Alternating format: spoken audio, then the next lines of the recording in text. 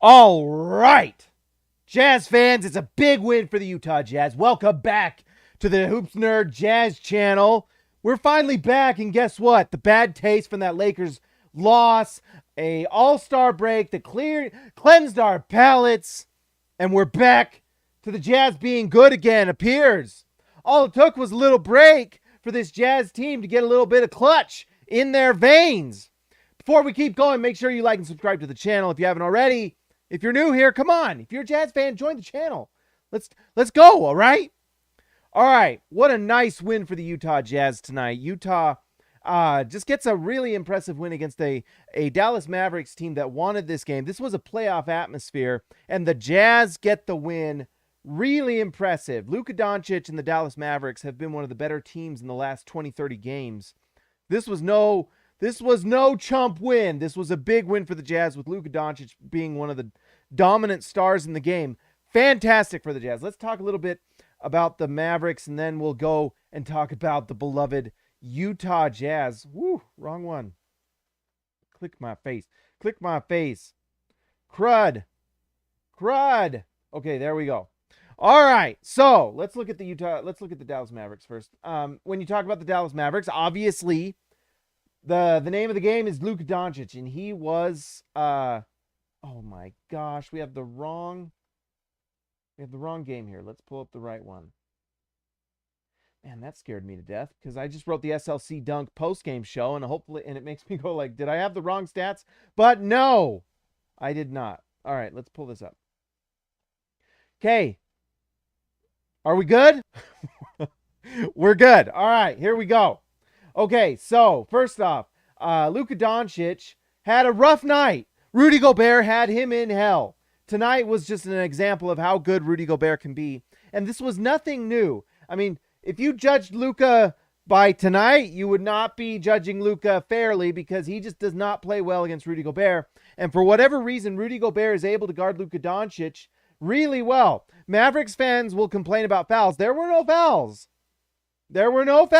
Rudy Gobert locked him up. This is not the first time that these two have gone at it. I've been multiple years now when the Jazz needed to, they have been able to put Rudy Gobert on Luka Doncic. When they had Kristaps Porzingis, they would still do it. Rudy would switch onto Luka, and they would have other guys defend Kristaps Porzingis. Tonight, in a lot of ways, it was even easier because Rudy could just go on Luka Doncic, and they didn't have to worry about that three-point threat as much. Dwight Powell actually hit a three tonight, 1 for 1. It was I don't think I've ever seen Dwight Powell shoot a three. Maybe it's because I don't watch the Mavericks every night, but I wonder if that's something they would have to do if they face the Jazz in the playoffs. But Rudy Gobert locked him up. Look at this, minus 16 for the game. That's the effect of Rudy Gobert, and they isolate him. And like I said, this is something they've done before. Rudy Gobert can switch on to Luka. Now, it's two things. Rudy Gobert is a very underrated perimeter defender. He just is. And also, for whatever reason, Luka Doncic isolation style does not work against Rudy Gobert. Rudy's just able to guard him. So he goes 8 for 24, 3 for 9.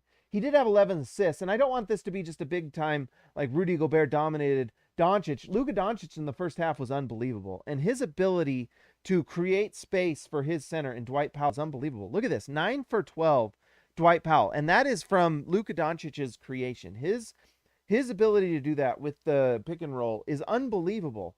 It's unbelievable. And outside of the Utah Jazz, he's able to create shots for himself. And it's why this Dallas Mavericks team is so good. But Rudy Gobert, this is one of those teams that Rudy Gobert absolutely feasts on. You know, there's some teams that Rudy struggles against. The Suns, he struggles against. Those teams that have that big time mid-range game. Rudy just, it's rough. It's rough stuff. And other teams, we can go into that to another night. But against the Mavericks, Rudy Gobert is in a great spot because he can guard Luka, and because he can guard Luka, Utah can guard the other guys on the perimeter. And there's a few differences with this Jazz team that make this a little bit more exciting. So we've got to give Luka Doncic his credit. He's incredible. It's just you probably shouldn't judge him based off of this game because it's a tough matchup for him. Luka Doncic is 0 for 5 in his career in Salt Lake City. Like, it's a bad matchup. Rudy Gobert dominates Luka. He has never won an SLC. Isn't that crazy? It's crazy. He's never beat Rudy in SLC. He can't. It's a bad matchup. And so they need some sort of secondary star. I know they thought that would be Porzingis, and it just didn't work out. It's kind of a bummer. I don't know who they're ever going to get because Dallas hasn't had any more free agency luck than Utah. You could argue Utah's had more, So it's tough. It's really tough. But this Mavericks team is fun. I think the story of the game for the Mavericks was the 6 for 9 nice shooting for Davis Bertans, 5 for 8 from 3.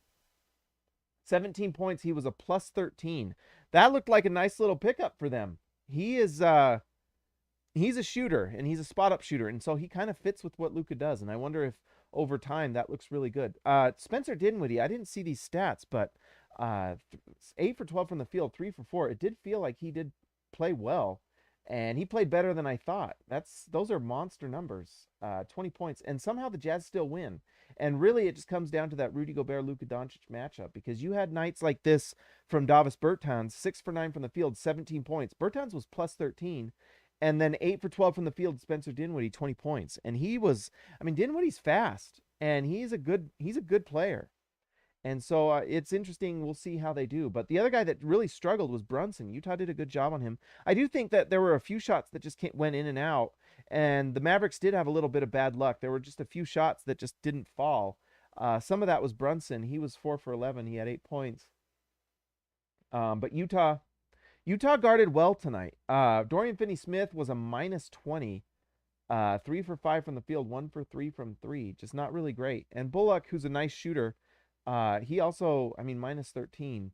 But he did shoot 42% from 3. So... you know what else I always watch with the Mavericks is I really love Josh Green in the draft. And he's one of those guys that I actually saw him make one nice defensive stop, but he took 0 shots in 11 minutes, 42 seconds. Just 2 personal fouls. He had 2 rebounds. That's rough. But he was a plus 10, and that's because I think he can definitely defend. So, I don't know. Mavericks fans, let me know what to think about Josh Green. Let me know. Anything else of interest here? Nope, nothing. So we're going to move on. All right, the Utah Jazz. This was a clutch win for the Jazz, something that the Jazz don't have very often against this season. Jazz just don't get clutch wins, and they got one tonight, and it was really the 1-2 punch of Rudy Gobert and Donovan Mitchell. Let's start with that. And by the way, if you haven't already, go to SLC Dunk. I wrote some things. I wrote 700 or 800 words.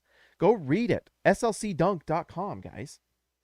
But anyways, let's start off with Donovan Mitchell. Look at these numbers. Absolutely bonkers. Mitchell was just in his bag tonight.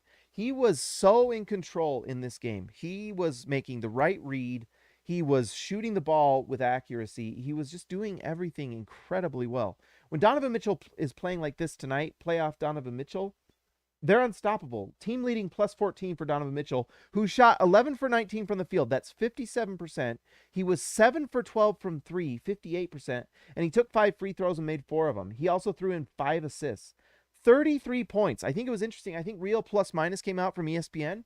Guess what? For the first time, I think in his entire career, Donovan Mitchell has a higher Real Plus Minus than Rudy Gobert. He is playing incredible this season, and it's time to just start talking about Donovan Mitchell, top 10 NBA player here soon. He doesn't get enough national attention, but when he's having a month like he's had this month, it's been incredible. It's been incredible. Mitchell, like I said, 11 for 19, just the stats are incredible. And I talked about this at SLC Dunk in the recap, and you should go read that. His playmaking has taken another level. I was kind of hoping that there would be this like stat that would jump out. I looked at in the last 7 games since he came back from his concussion injury and it was a back injury as well. Let's be honest. That back was hurting him. He's been out of this world. He's shooting like over 50% from 3 or something like that. It's crazy. And I was like hoping that like, oh, let's see if the assists show that his playmaking has gone up. And honestly, the assists are like almost identical from his games before his injury and his time sitting out. The thing that's interesting is that Donovan Mitchell's percentages are up And even in the games, and I guess the point I want to make is that those percentages are up because Donovan Mitchell is making the right reads. He's getting to his spots and his shots that he knows and he's comfortable taking, and he has every counter he needs now, whether it's a fadeaway at the free throw line, it's a floater off of a Euro step. If it's at the three-point line, he's coming off the screen and taking a pull-up open three that he's making with just incredible accuracy. And if they go over the screen, he's driving to the lane. And if the shot's not there, he's finding the open man.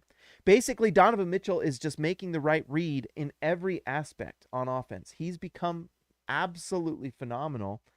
And honestly, it's time for the Utah Jazz to just give him the reins. They've already done it, but now he's just riding this horse into battle, and he's crushing everyone. And it's impressive. He's just absolutely doing every move correctly. And if he can just stay healthy, knock on wood, fingers crossed, someone do a rain dance of voodoo magic, something to make sure that Donovan Mitchell stays healthy. If he can just stay healthy, and if he's playing like this, Utah is definitely winning in the first round, especially if this is the first round matchup they get against the Dallas Mavericks. Guys, whatever you do, any sort of superstition you got, keep Donovan Mitchell healthy. They need it so badly. But anyways, I just can't speak enough on how good Donovan Mitchell has been. The percentages are there because he is just making the right reads. And the other point I wanted to make is if the shot's not falling, and interestingly enough, there has been some games that the three hasn't been falling, and what does he do? He just distributes more. He finds ways to contribute, and the defense has just gotten better. He's just making defensive plays and being a average to above average defender. And if he can be an average to above average defender with the offensive output he's doing, that's absolutely a home run. Just a big home run. Guys, the Blue Ball Crew. Shout out to everyone. You guys, if you're the Blue Ball Gang, and anyone who doesn't know what that is, go to the YouTube channel, because I think I'm going to start putting these up on the podcast again for our podcast listeners.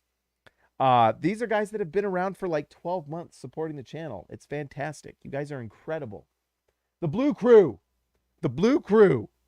But anyways, have I said enough about Donovan Mitchell? I wanted to say enough about Donovan Mitchell. He's been incredible. There's just not enough good I can say. He's been absolutely fantastic. Nice to see Mike Conley's percentages went up. I think maybe the All-Star break was a much-needed rest for Mike Conley, and let's hope that 3 for 7 from 3 is a good sign for things to come. Although he was a -6, that was an interesting. Mike Conley and Rudy Gobert were actually both minus for this game.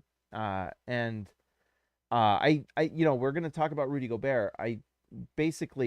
And let's talk about Rudy Gobert right now, and I want to watch some of those plays. They were phenomenal. But he actually didn't play incredible in the first half. He kind of, was getting kind of taken. Doncic was kind of carving him up, and Rudy Gobert figured it out. And that's the credit you got to give Rudy Gobert, because by the end of the game, he absolutely dominated Doncic. Absolutely had him in hell. Luka Doncic didn't know where to go, and he was stuck in the lane multiple times. Gobert dominated him. It was fantastic. But anyways, Rudy Gobert goes 6 for 6 from the field, 17 rebounds with 14 points, 3 blocks. Absolutely incredible. Let's go to the Twitter machine. This is always kind of a... This always scares me because who knows what comes up on my Twitter. It's bonkers town. But let's watch this. This is from Steve Jones. This is the play that Rudy Gobert, just look at him lock up Luka Doncic here. He tries for the drive. Rudy Gobert stops him.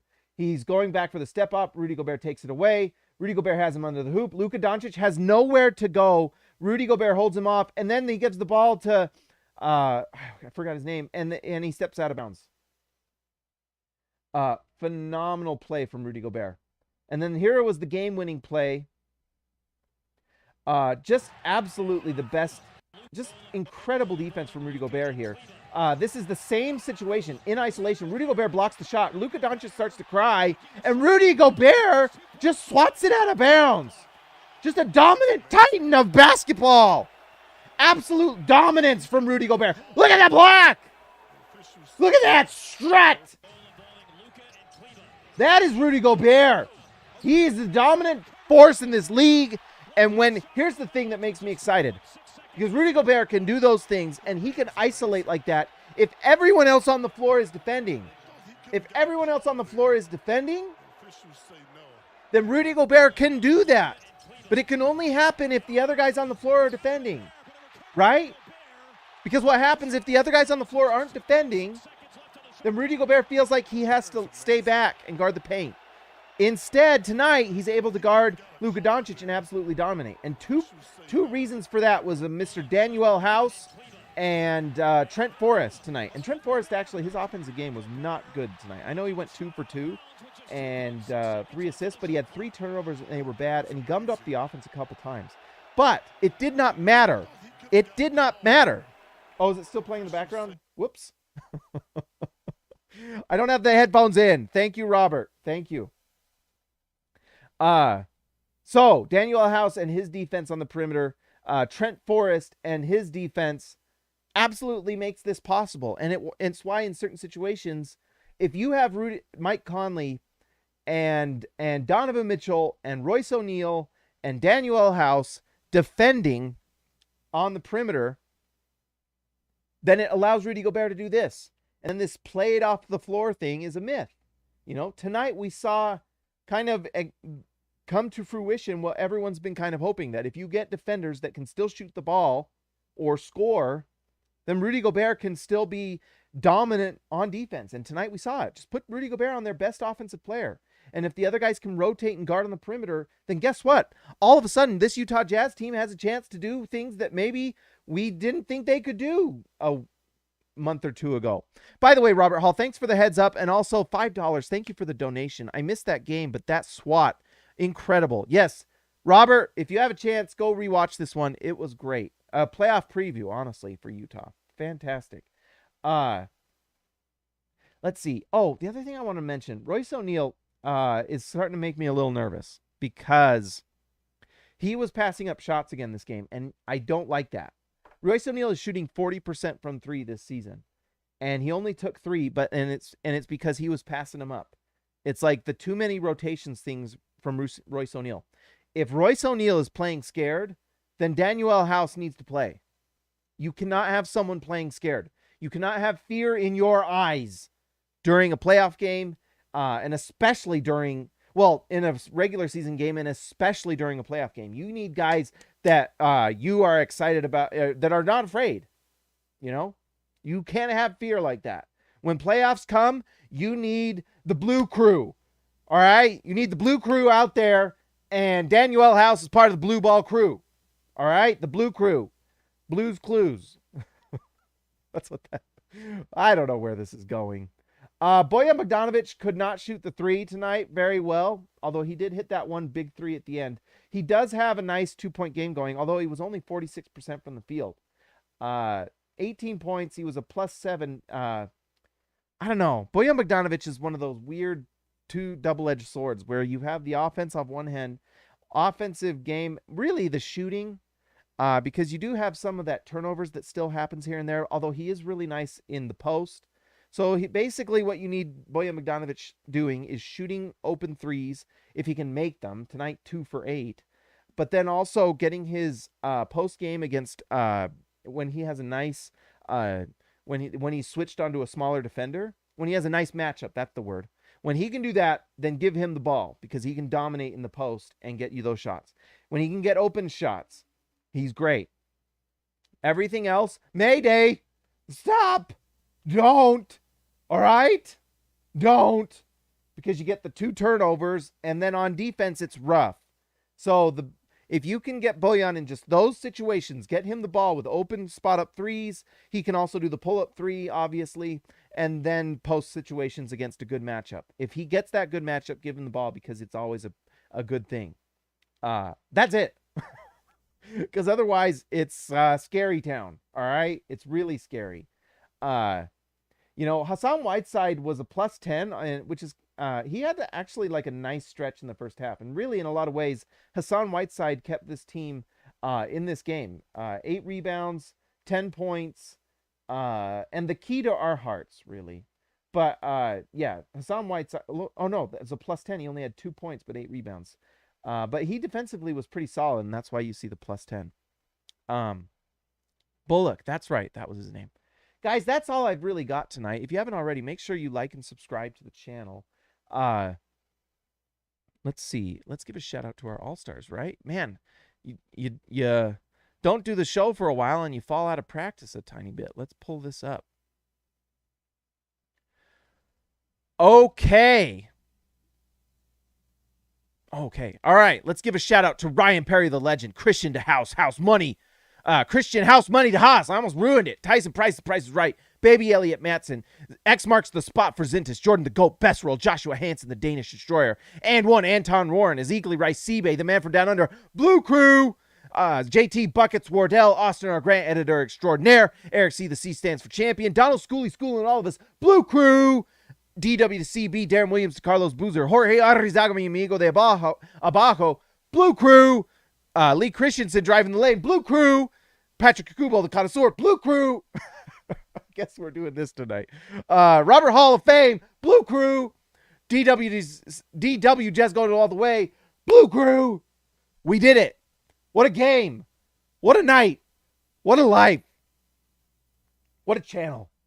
Like and subscribe to the channel. If you're on the SLC Dunk podcast, make sure that you subscribe and rate and review. Get us more reviews because we're bringing it back. Why not? The Utah Jazz SLC Dunk podcast, the best podcast out there. Let's do more. Let's make the SLC Dunkers happy. All right. Are they ever happy? We'll never know. But at least they'll have a podcast. Guys, I will talk to you next time.